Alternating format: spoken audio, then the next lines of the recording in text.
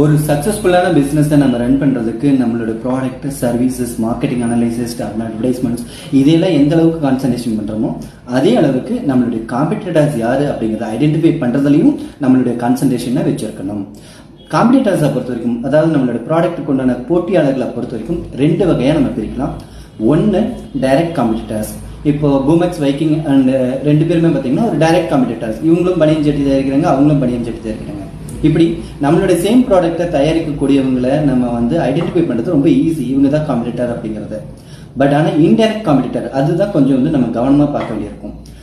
உதாரணத்துக்கு சொல்லணும்னா, இன்னைக்கு ட்ரோன்ஸுகளோட ஆதிக்கம் ரொம்ப அதிக அளவில் வளர்ந்துக்கிட்டே இருக்கு. Photography, constructions, cleaning services, agriculture, even army வரைக்கும் ட்ரோன்ஸோட பயன்பாடு வேகமாக அப்டேட் ஆகிட்டே இருக்கு. இது எப்படி காம்படிட்டிவ் ஆகும் அப்படின்னா, இன்னைக்கு courier services, online delivery services, Swiggy, Zomato போல டெலிவரி எல்லாம் கொடுக்குறாங்க.